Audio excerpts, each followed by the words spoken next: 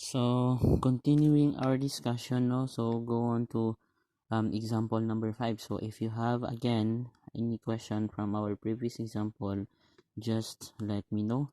And then, inshallah, we will entertain it. No? So, just giving you a brief overview about this example.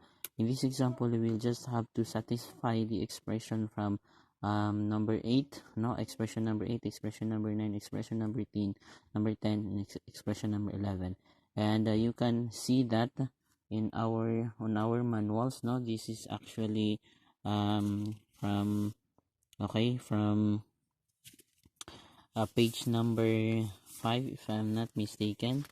So from our manual, so this would be this one, no. So this is ito yung minimin ko, no. This is expression number 8, which is ito yun siya. Expression number 9, this one. Expression number 10, this one.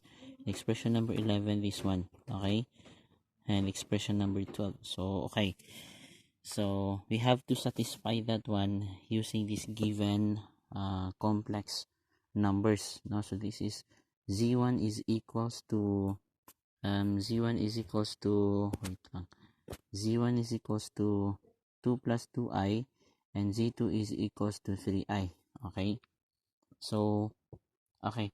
So, sabi dito, we have proved the following using this value of Z1 and Z2. For A, we have expression number 8. For B, we have expression number 9. And for C, we have expression number 10. And for D, we have expression number 11. Okay? So, now, okay. So, for letter A, we have different steps here to satisfy, no, this expression number 8. So, for step number 1, use the expression number 8, no. So, from our manuals, the expression number 8 states that we have the multiplication of two complex number. We have Z1 and Z2, and its absolute value, or its conjugate, its absolute value, and what's the another term for that? Absolute value and let me see.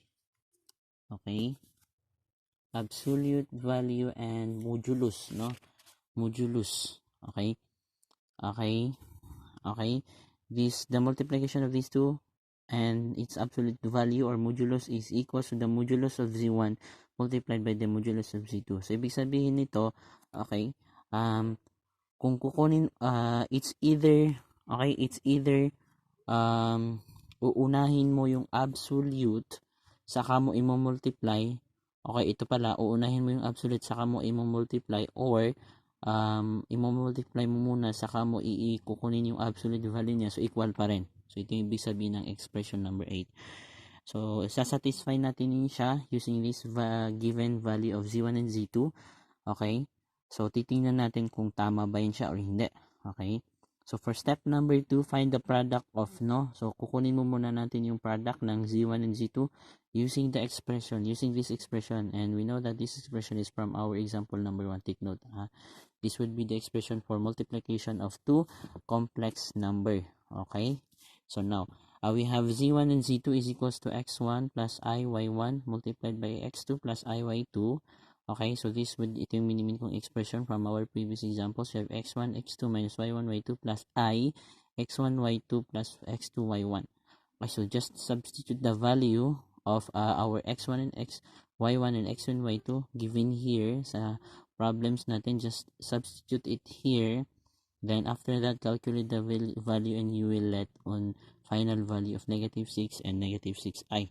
Okay, for step number 3, we have find the absolute value of or modulus value of Z1 multiplied by Z2 and the absolute value of Z1 and the absolute value of Z2. Okay, so the absolute value of Z1 and Z2, which is this one, is from our previous discussion. This would be the this would be the this would be the square root of x1 or this one here, square root of this one, at saka yung squared nito, or we have square root of negative 6 squared plus negative 6 squared. Okay, so this would be calculating this one. We have 6 square root of 2. Now, for absolute value of Z1, no, so yung Z1 natin is ito yan siya, negative 2 plus 2. So you have square root of negative 2 squared plus 2 squared. So we have a value of 2 square root of 2. And then the absolute value of z2, which is this one, 3i lang. So ibig sabihin yung real niya is 0. So we have square root of 0 squared plus 3 squared. Or cancel out yung 2 kasi wala naman to. Cancel out yung 2 dito at saka yung square root. So the remaining value is 3. Okay, now so by satisfying this expression here, we are just have to substitute the value, no? So sabi dito sa step number 4, we have satisfied the expression number 8 by substituting the value of absolute value of z1 and z2 and the absolute value of z1 and the absolute value of z2, no? So ito yan siya, then substituting the value, ito yan siya, 6 square root of 2, tapos ito 2 square root of 2 multiplied by, which is ito yung z1, absolute value of z1 multiplied by absolute value of z2, which is 3. So 3, so 3 multiplied by 2 is 6 square root of 2, which is actually equal to 6 square root of 2. So therefore, tama. Okay? Tama yung expression number 8 natin. So pwede niyo siyang gamitin.